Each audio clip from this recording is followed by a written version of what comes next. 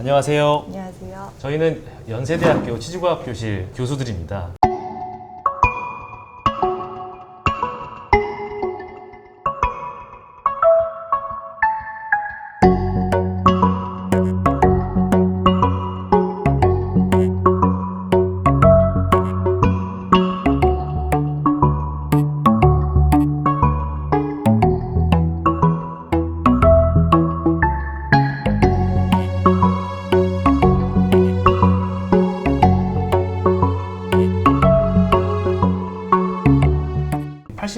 이제 GTR이라고 하는 그런 기본 개념에 대한 논문들이 나오는데요. 딱 그 즈음에 이제 한국 교수가 아니라 제일 유명한 사람한테 간다. 이것 때문에 하셨던 것 같아요. 덴마크에서 장학금이 나왔어요. 내가 신청을 했는데 생각지 않게 나왔지, 장학금이. 팔레 홈스트롭이라는 사람이 유명한 사람이고, 롤프 아스트롬은 스웨덴의 말메의 주임 교수예요. 카이스털스가 이제 임시 과장으로 있었고, 롤프 아스트롬이 두 학교를 같이 겸임. 올프스에 토킬 카링이 있었고, 고텐버그, 요테보리에 린데하고 스툴 니만이 있었고, 이 사람들이 논문으로 낸 지가 좀 GTR 그 워크샵이라고 그러나요? 그게 세계적으로 유명하기 막 직전에 그게.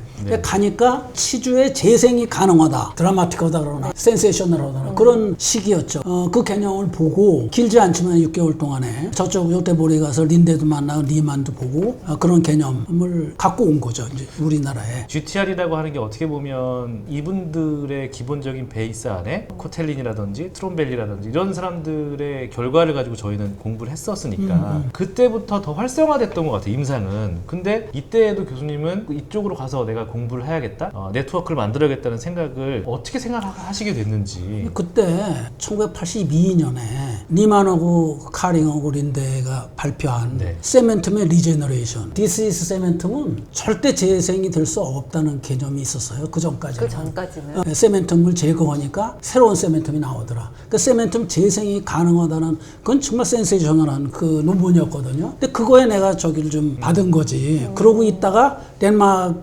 이게 기회가 있으니까 확 잡은 거죠, 내가. 그리고 덴마크에 가서 이 사람들로 교류를 해야 되겠다, 그런 생각을 할 수밖에 없었던 거죠. 그러니까 모든 게 정보예요, 정보. 이 세상 정보를 알고 있으면 이렇게 기회를 잡는 거죠, 이렇게. 그러니까 얻어 걸리는 게 아니라 항상 귀를 쫑긋 공부를 계속 하고 있어야 되는 거죠. 거죠. 호레이스 웨일스가 항상 생각으로 썼기 때문에 엔토가스를 보는 동시에 순간. 맞추 생각을 한 거예요. 그렇죠. 기회는 잡는 사람이죠. 세렌디피티는 없는 거예요, 그래서 세상에. 이 사람이 롤프 아스트롬이고, 크리니컬 페리오는 뭐 있죠? 엘사 타일러드 남편이에요. 이 사람 요르겐 타일러드. 카이스털스라고 이 사람하고 말매에 같이 저기 교류하러 가는 배, 스위스하고 덴마크 통과하는 배. 그렇게 페넘스이라고 코펜하겐 대학. 93년, 98년 써있길래 저는 그건 나중에 똑같아요, 그때. 아마 그때 카메라 이걸 좀 못 맞추셨던 것 같은데. 올프스트롬은 이 사람도 패소제네시스 전문인데 학교 교육으로 돌았어요. 학생들 교육시키는 거 그걸 열심히 하시다가 이 양반도 심장병으로 돌아가셨지.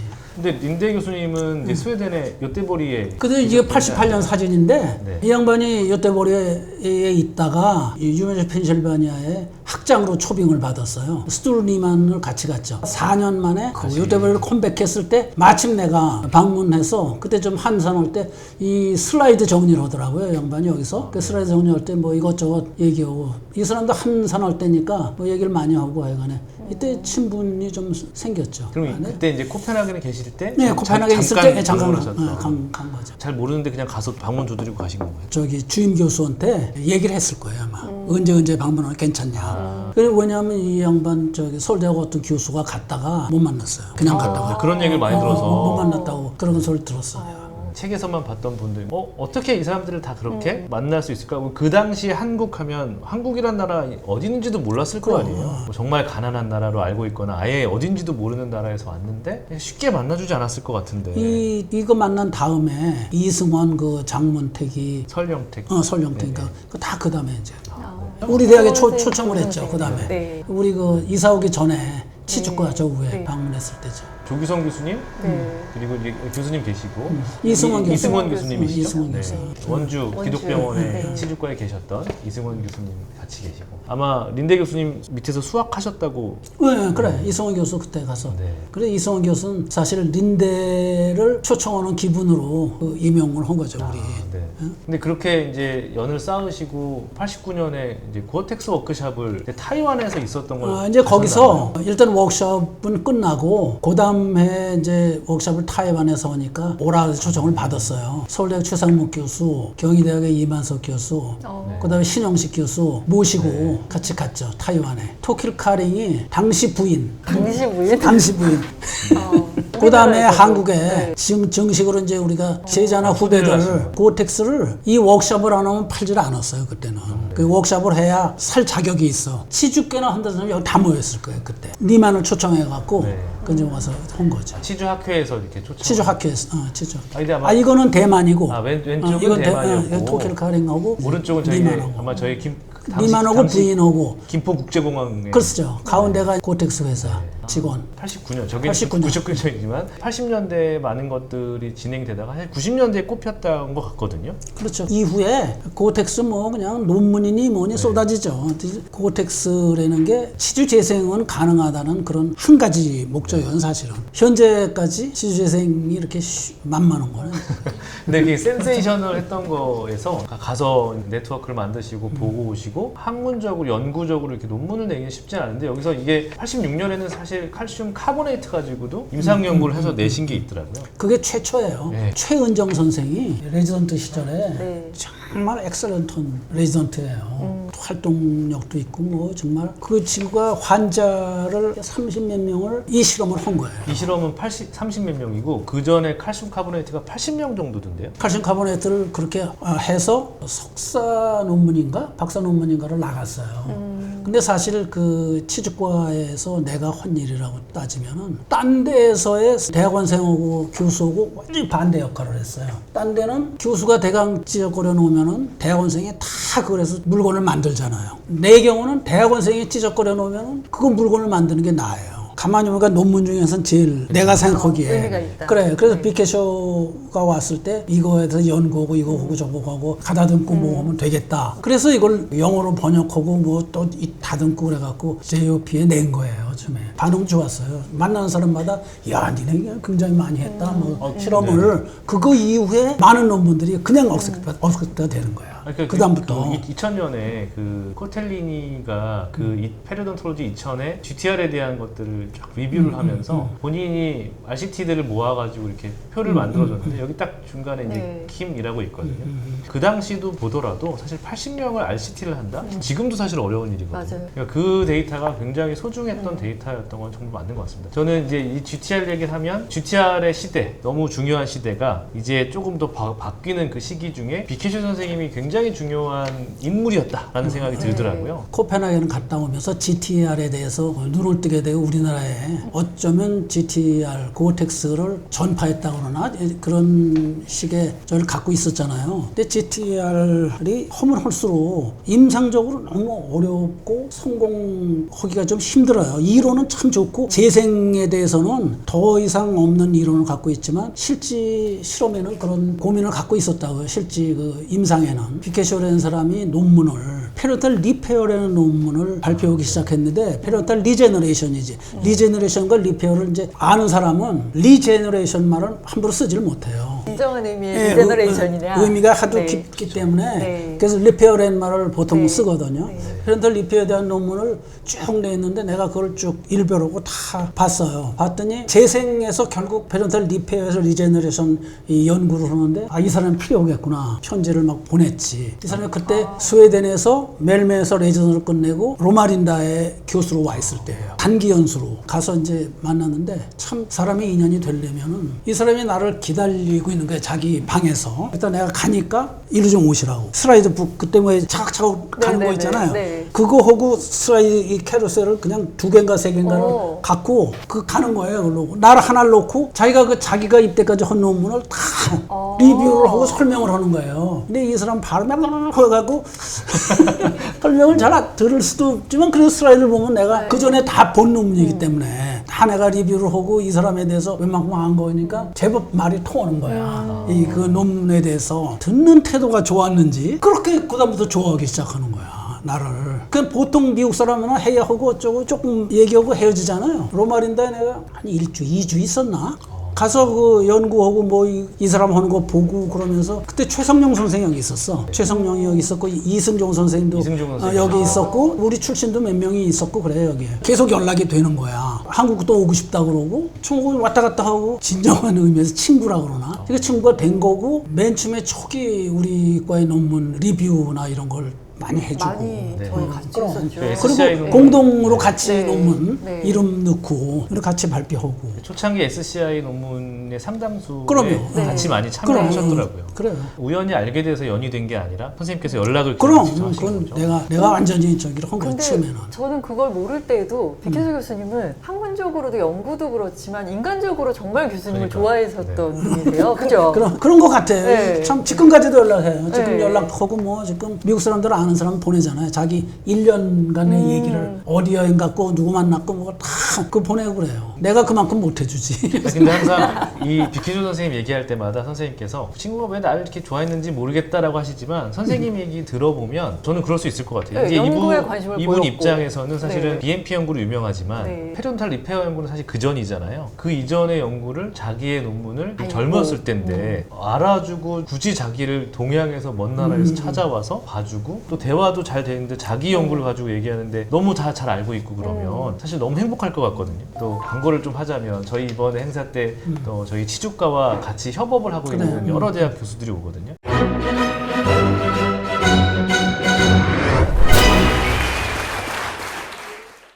근데 그분들이랑 이렇게 일을 해봐도 학문적으로 서로 뭔가를 얻어가서 관계가 이어진다기보다는 사실 인간적인 맞아요. 관계 하에서 뭔가 네. 모든 게 이루어진다라고 생각이 되거든요.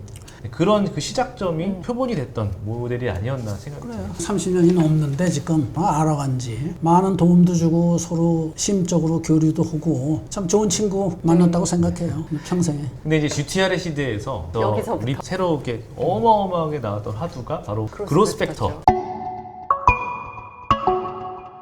그 그로스 팩터에 빅혜조 선생님이 굉장히 많은 연구를 했고 BMP 이제는 연대 치주과도 상당수의 지분을 갖고 있을 정도로 많은 연구를 했는데 BMP에 대해서 이렇게 관심을 두게 됐던 계기가 BMP는 정형외과 이런 데서 이제 본 생성 물질로 많이 그 우순위부터 시작해갖고 개발이 된 거 아니에요. 근데 치과에 BMP를 응용할 수 있다. 처음 사람이 이 사람이라고 볼 수 있어요. 이분이 연구비를 받고 그래서 연구를 시작한 거거든요. 치과에서 이제 임플란트 이게 폭풍이 쏟아졌잖아요. 그러면서 이제 임플란트 표면에 BMP를 하면 얼마나 좋겠느냐. 코팅해서, 네. 확 빠졌어요, 이 사람이. 그래서 임플란트 표면에 BMP를 코팅하는 거를 실험적으로 해서 이제 해보고 시작했는데 예상 외로 부작용이 생기기 시작하고 BMP가 생각보다 만만치가 않았어요. 세멘툼의 형성에 문제가 있는 게 밝혀졌잖아요. 우리 그 실험에서도 앵킬로시스가 좀 디펙트. 세멘툼의 그로스가 컨트롤보다 썩 좋지가 않아요. 이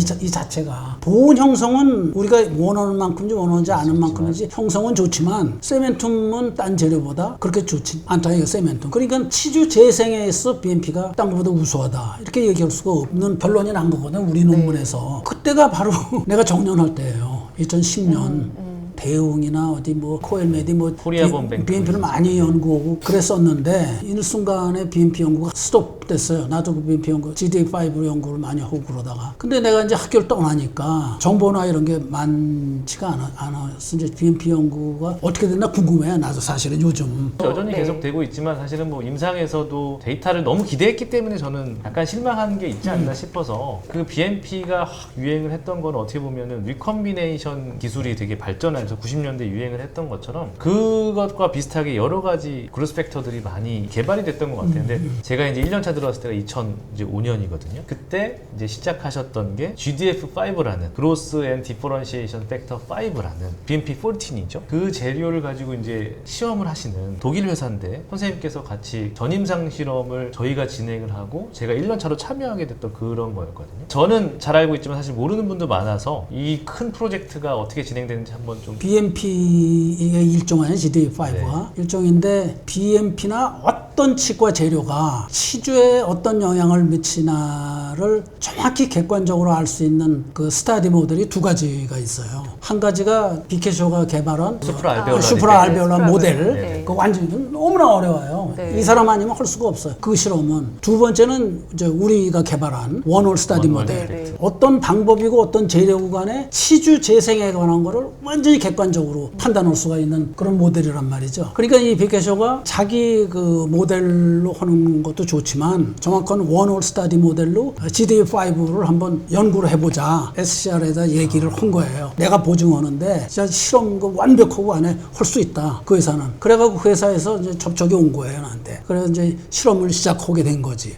그러니까 우리의 스타디 모델, 원홀 스타디 모델이 내가 얘기하긴 그렇지만 이 객관화하기에는 그래서 해만 놓으면 어느 네. 저널에도 걔는 억셉돼요. 네. 그 완전히 저 객관화가 네. 되기 때문에 더군다나 세멘툼의 그 형성을 저기 조직학적으로 딱 H만 해도 볼 수 있거든 그거를. 그러니까 뭐 아주 좋은 모델이지. 그래서 비케쇼 소개로 모델 이제 네. 우리가 이제 그걸 하게 된 거죠. 2011년에 모델로. 페르돈톨로지 네. 2000이라는 네. 리뷰 아티클 저널에 네. 원월 디펙트라는 주제로 네. 사실은 이제 논문 하나가 그 있죠. 모델을 저희 이제 쓰셨죠. 교수님께서 여러 교수님들과 같이 네. 참여하셨던 그러니까 쓰셨던 논문이 네. 있습니다. 김종관 교수님 하면 시그니처 같은 네. 모델이고요. 444 네, 디펙트죠. 저희가 레지던트 때문에 잡이 있었거든요. 주어지는 잡이 있었는데 너는 소형 동물 실험 무조건 네가 해. 근데 저는 이제 대형 동물, 중대형 동물 실험 담당을 했어요. 선생님께서 이 프로젝트를 가져오셔서 처음에 16마리, 그 다음에 이제 28마리인가? 이렇게 많이 있었어요. 했네요. 네. 보통 1년차 때만 하는데 3년 내내 저기 김영택 선생도 2년차 때 열심히 하고 처음엔 좀 힘들었을지 모르지만 너무 좋은 기억을 갖고 있는 게 있습니다. 사실 비키조 선생님이 히스토로지 나왔다 라고 했더니 바로 비행기표를 끊으셔가지고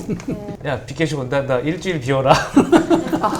진료를 일주일 다 뺐습니다. 네. 처음에 진료도 환자 보고 싶은데 라는 좀 불만이 있었지만 이 일주일이 저는 제 인생에서 정말 기억에 남는 몇 장면 중에 하나거든요. 이 시간이 너무너무 행복했었어요. 치료하고 나서 그 치료에 대한 결과를 조직학적으로 뭔가를 볼 수 있다는 게 너무 행운이었고요. 어떻게 보면 교수님의 진로를 결정하게 네네 된 맞습니다. 큰 영향이 맞습니다. 정말 그렇습니다. 뭐 학생 때는 약간 막연하게 있었다고 네. 하면 임상이 즐거워서 안 했을 수도 있는데 꿈을 안 켰을 수도 있는데 본 그래프트를 하고 나서 그거를 그 조직이 이렇게 내가 이렇게 변하는 치유가, 걸 보는 게 남은 모르는데 내 동기는 모르는데 나만 알게 된 것 같고 막 더 알고 싶기도 하고 자랑하고 싶기도 하고 막 이런 게 생겼던 선생님이랑 그 다음에 비케쇼 선생님, 펠로우 선생님이었던 김태균 선생님 이렇게 해가지고 4명이서 일주일 내내 하루 종일 9 to 5, 9시부터 5시까지 현미경만 보고 있었어요. 세포가 이렇게 된 거야. 세멘텀이 여기까지 자랐네? 이거는 뉴세멘텀이야. 이건 아닌 것 같아. 이러면서 얘기를 해주셔서 보던 게 정말 너한테 설명 너무 듣고 행복했어요. 보니까 이 사진 너무 멋있네요. 정말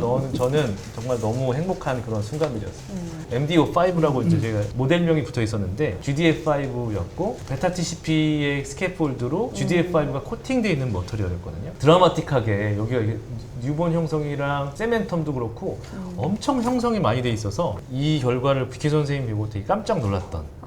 비케 선생님이 그때 제가 기억하기로는 잘 안 될 거야라고 회사에 얘기했다고 얘기를 하듯이 했다고. 실험도 깔끔하게 잘했네요. 제가 한 게 아니라 김태균 선생님이 저는 이제 1년 차라서 네. 그렇게 하고 싶었지만 못했고 그 다음 프로젝트는 제가 이제 실험을 했습니다. 이제 이 결과를 가지고 그 SCIR이라는 독일의 이제 벤처 회사가 세일즈를 할 거 아니에요? 이제 유럽의 한 회사에 이거를 결과를 발표하는데 이 교수님을 초청했었던 것 같아요. 근데 그때 무슨 일이 있으셨는지 못 가셨다고 해가지고 제가 2년 차인데 레지던트인데 이거를 들고 가라.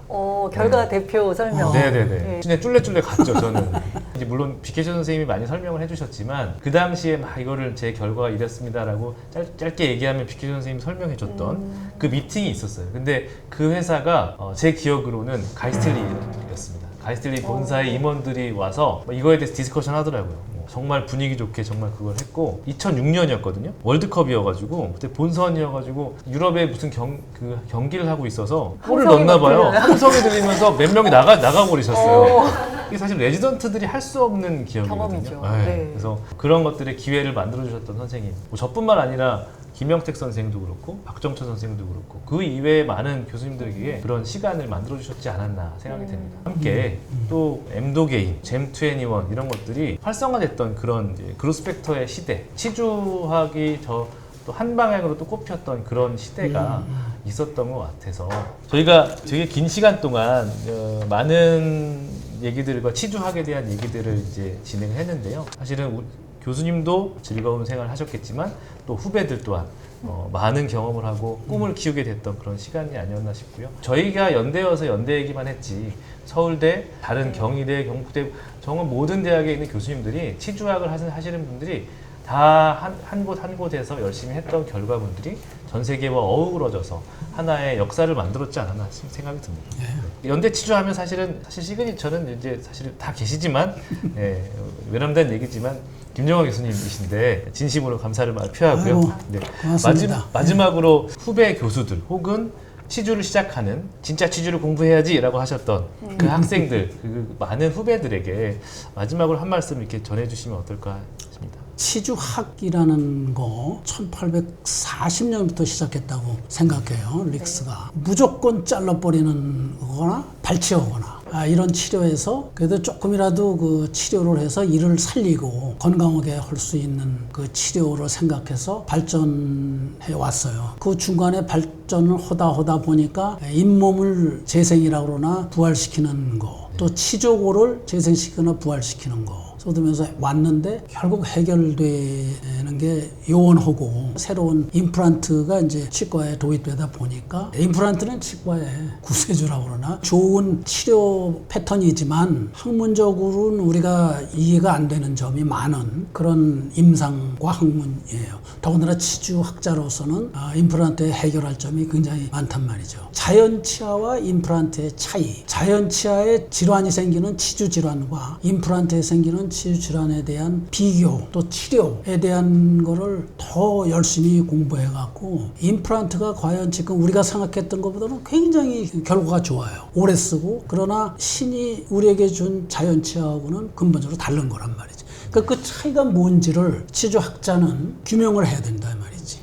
임플란트가 정말 완전체냐? 완전체면은 치주질환에 걸린 초기 치주질환 치아 다 발치해도 괜찮아요. 그리고 임플란트를 박는 거지. 그러나 완전체가 아니라면 그 이유가 무엇인가? 근데 아직 우리가 발견하지 못하는 거예요. 임플란트는 대체물로서 최고의 지금 우리 치료 대체지 그 결점이 많지가 않아요. 물론 뭐 임플란트하고 고생 굉장히 많이 하는 사람은 많지만 근본적으로 그렇단 말이죠. 치주하는 사람, 특히 그 내가 학교에 우리 후배들 얘기해. 후배 교수들이나 치주를 연구하는 사람들은 근본적인 그 차이점에 대해서 연구를 좀 더 하기를 내가 권하는 게 내 평생의 지금 바람입니다. 네, 또 저희가 열심히 할 숙제를 또 주셨습니다. 네. 항상 선생님은 제자에게 숙제를 주시죠. 네. 아쉽다고 하셨지만 답을 다 내셨으면 저희가 할 게 어디 있겠습니까? 저희 할 맞아요. 거를 또 남겨주셨지만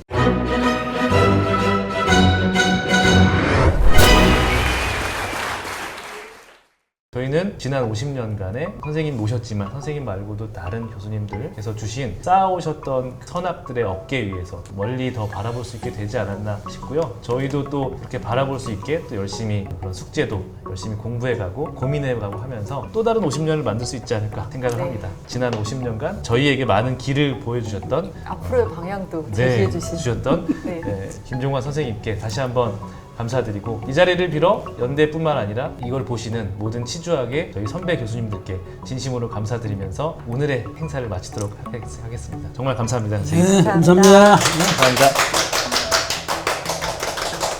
수고하셨습니다. 아이고, 고맙습니다. 자, 박수 한번. 아유, 네.